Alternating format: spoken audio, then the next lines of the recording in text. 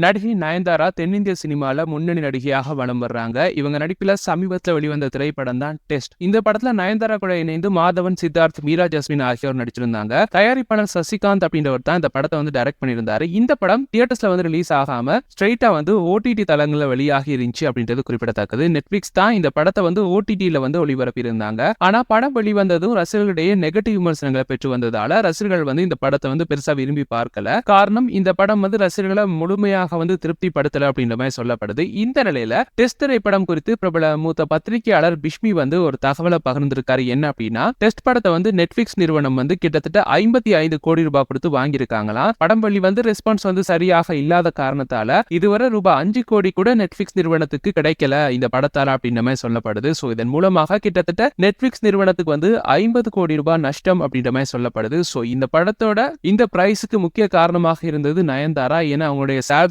ரொம்ப அதிகம். சோ அதெல்லாம் கொடுத்து இந்த படத்தை ப்ரொடியூஸ் பண்ண ப்ரொடியூசருக்கு ஒரு மிகப்பெரிய சிக்கல்ல தான் இந்த படத்தை இந்த ரேட்டுக்கு வித்திருந்தாரு. சோ நயன்தாரா இருக்கிறதால தான் இந்த படத்தை இந்த ரேட் கொடுத்து அவங்க வாங்கியிருந்தாங்க. கடைசியில பார்த்தோம் அப்படின்னா இந்த படம் ஏனோ தானோன்னு இருந்ததாக ரசிகர்கள் சொல்றாங்க. அதனால படம் ஊத்திக்கிச்சு. சோ நயன்தாராவை நம்பி கிட்டத்தட்ட பார்த்தோம் அப்படின்னா நெட்ஃபிளிக்ஸுக்கு 50 கோடி ரூபாய் நஷ்டம் அப்படின்ற மாதிரி சொல்லப்படுது. இதே மாதிரி தான் நயன்தாராவை நம்பி அவங்க எடுத்த Nayanthara beyond the fairy tale அப்படின்ற ஒரு ஆவண படமும் மிகப்பெரிய அளவுல ஃபெயிலியர் ஆனிச்சு அப்படின்றது குறிப்பிடத்தக்கது. இப்போ பார்த்தோம் அப்படின்னா இந்த படத்தாலையும் நெட்ஃபிளிக்ஸ் ரொம்ப அடி வாங்கியிருக்காங்க. ஸோ வெயிட் பண்ணி பார்க்கலாம். இனி வரும் காலங்களில் நயன்தாராவுடைய திரைப்படங்களை எடுக்க போறாங்களா, இல்ல போதுண்டா சாமி அப்படின்னு சொல்லி இதோட நிறுத்த போறாங்களா அப்படின்னு சொல்லி.